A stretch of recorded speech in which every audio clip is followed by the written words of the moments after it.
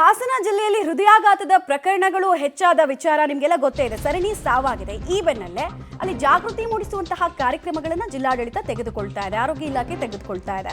1ರಿಂದ 10ನೇ ತರಗತಿ ತನಕ ವಿದ್ಯಾರ್ಥಿಗಳ ಹೃದಯವನ್ನ ತಪಾಸಣೆ ಮಾಡಿಸಲಾಗುತ್ತೆ. ಜಿಲ್ಲಾ ಆರೋಗ್ಯ ಇಲಾಖೆಯಿಂದ ವಿದ್ಯಾರ್ಥಿಗಳ ಹೃದಯ ತಪಾಸಣೆ ಶಿಬಿರವನ್ನ ಹಮ್ಮಿಕೊಳ್ಳಲಾಗ್ತಾ ಇದೆ.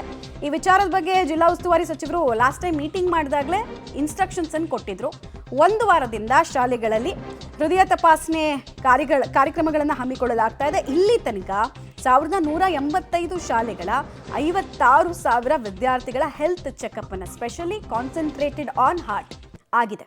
ಸ್ಕ್ರೀನಿಂಗ್ ಕಳುಹಿಸಿ ಹೃದಯ ಸಮಸ್ಯೆ ಇದ್ದರೆ ಚಿಕಿತ್ಸೆ ಕೊಡಿಸೋದಕ್ಕೂ ಕೂಡ ಸಿದ್ಧತೆಯನ್ನು ಮಾಡಿಕೊಳ್ಳಲಾಗ್ತಾ ಇದೆ. 112 ವಿದ್ಯಾರ್ಥಿಗಳಿಗೆ ಅಂದರೆ 56,000 ಜನರನ್ನು ಟೆಸ್ಟ್ ಮಾಡಿಸಿದ್ರಲ್ಲ ಸ್ಟೂಡೆಂಟ್ಸು, ಅದರಲ್ಲಿ 112 ವಿದ್ಯಾರ್ಥಿಗಳಿಗೆ ಶಂಕಿತ ಹೃದಯದ ಸಮಸ್ಯೆ ಇರೋದು ಕೂಡ ಟೆಸ್ಟ್ನಲ್ಲಿ ಗೊತ್ತಾಗಿದೆ. ಹೀಗಾಗಲೇ ಚಿಕ್ಕ ವಯಸ್ಸಿನಲ್ಲಿ ಐಡೆಂಟಿಫೈ ಮಾಡ್ತಿರೋದ್ರಿಂದ ಅವರಿಗೆ ಬೇಗ ಬೇಗ ಟ್ರೀಟ್ಮೆಂಟನ್ನು ಕೊಡಿಸಬಹುದು, ಸಹಕಾರಿ ಆಗತ್ತೆ ಈ ಪ್ರೋಗ್ರಾಮ್ ಅನ್ನೋದು ಒಂದು ಲೆಕ್ಕಾಚಾರ.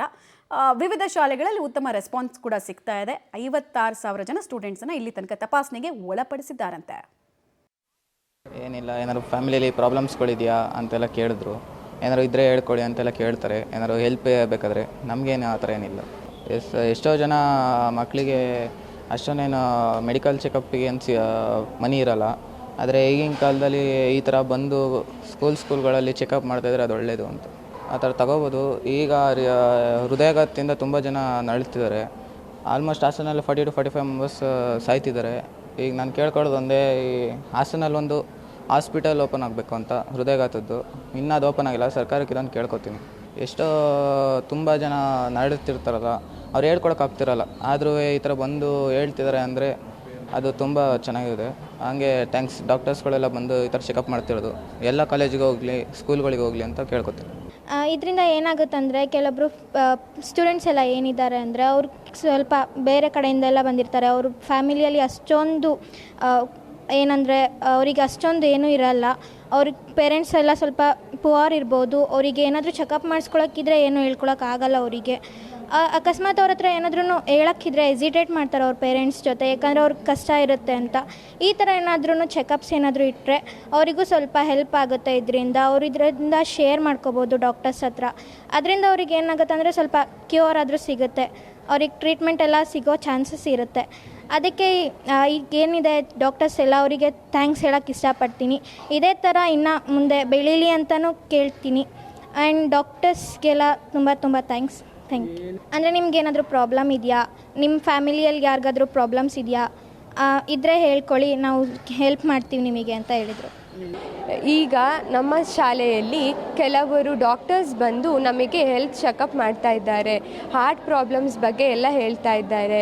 ಯಾರ್ಯಾರಿಗೆ ಪ್ರಾಬ್ಲಮ್ಸ್ ಇರುತ್ತೋ ಅವರನ್ನೆಲ್ಲ ಚೆಕಪ್ ಮಾಡಿ ಅವರಿಗೆ ಅದನ್ನು ಸೂಚನೆ ಕೊಡ್ತಾ ಇದ್ದಾರೆ.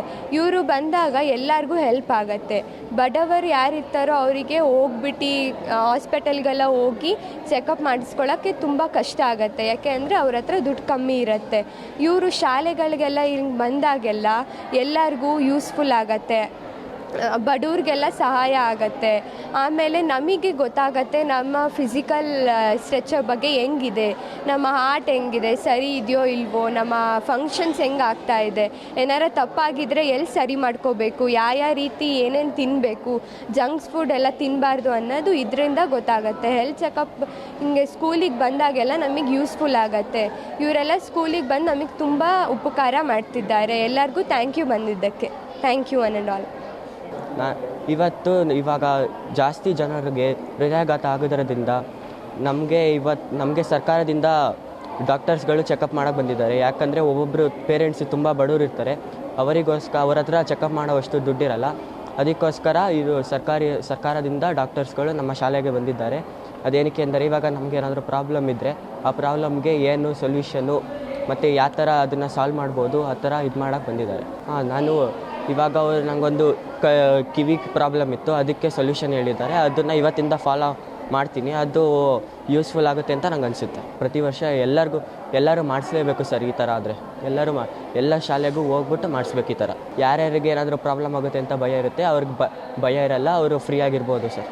ಹಾಸನ ಜಿಲ್ಲೆಯಲ್ಲಿ ಹಠಾತ್ ಸಾವುಗಳ ಸಂಖ್ಯೆ ಏರಿಕೆಯಾಗುತ್ತೆ ಎನ್ನುವಲ್ಲಿ ಶಂಕಿತ ಹೃದಯಾಘಾತ ಇರ್ಬೋದು ಅನ್ನೋ ಒಂದು ಮಾಹಿತಿ ಮೇರೆಗೆ ಈಗ 1ರಿಂದ 10ನೇ ತರಗತಿಯ ವಿದ್ಯಾರ್ಥಿಗಳಿಗೆ ಹಾಸನ ಜಿಲ್ಲೆಯಲ್ಲಿ ತಪಾಸಣೆಯನ್ನು ಮಾಡಲಾಗ್ತಿದೆ. ನಾವು ದೃಶ್ಯದಲ್ಲಿ ಗಮನಿಸುವುದು ಹಾಸನ ನಗರದಲ್ಲಿರ್ತಕ್ಕಂತಹ ಒಂದು ಶಾಲೆ. ಈ ಶಾಲೆಯಲ್ಲಿ ಹೆಣ್ಣು ಮಕ್ಕಳಿರ್ಬೋದು ಗಂಡು ಮಕ್ಕಳಿರ್ಬೋದು ಎಲ್ಲರಿಗೂ ಸಹ ಜಿಲ್ಲಾ ಆರೋಗ್ಯ ಮತ್ತು ಕುಟುಂಬ ಕಲ್ಯಾಣ ಇಲಾಖೆ ವತಿಯಿಂದ ಎಲ್ಲರಿಗೂ ಸಹ ತಪಾಸಣೆಯನ್ನು ಮಾಡಲಾಗ್ತಿದೆ.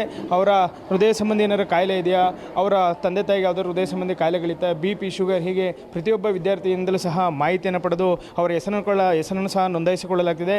ಯಾಕೆ ಅಂತ ಹೇಳಿದರೆ ಅವ್ರಿಗೆ ಏನಾದರೂ ಒಂದು ವೇಳೆ ಹೃದಯ ಸಂಬಂಧಿ ಕಾಯಿಲೆ ಇದ್ದರೆ ಅಂಥವರನ್ನು ಪತ್ತೆ ಮಾಡಿ ಅವರಿಗೆ ಚಿಕಿತ್ಸೆಯನ್ನು ಕೊಡಿಸಲಿಕ್ಕೆ ಈಗಾಗಲೇ ಜಿಲ್ಲಾ ಉಸ್ತುವಾರಿ ಸಚಿವ ರಾಜಣ್ಣವರು ಸೂಚನೆ ನೀಡಿದರು. ಅದರಂತೆ ಈಗಾಗಲೇ ಜಿಲ್ಲೆಯ ಬಹುತೇಕ ಕಡೆ ಶಾಲೆಯ ವಿದ್ಯಾರ್ಥಿಗಳಿಗೆ ಖಾಸಗಿ ಇರ್ಬೋದು, ಸರ್ಕಾರಿ ಇರ್ಬೋದು, ಅನುದಾನಿತ ಎಲ್ಲ ಶಾಲೆಗಳ ವಿದ್ಯಾರ್ಥಿಗಳು ಸಹ ಈಗ ತಪಾಸಣೆಯನ್ನು ಮಾಡಲಾಗ್ತಾ ಇದೆ. ಜಿಲ್ಲಾ ಮತ್ತು ಕುಟುಂಬ ಕಲ್ಯಾಣ ಅಧಿಕಾರಿಗಳ ವಿವಿಧ ತಂಡಗಳು ಶಾಲೆಗಳಿಗೆ ತೆರಳಿ ಹಳ್ಳಿ ಇರ್ಬೋದು, ನಗರ ಪ್ರದೇಶಗಳಿರ್ಬೋದು ಎಲ್ಲರೂ ಸಹ ಮಕ್ಕಳಿಗೆ ಹೃದಯ ತಪಾಸಣೆಯನ್ನು ಮಾಡಲಾಗ್ತಿದೆ.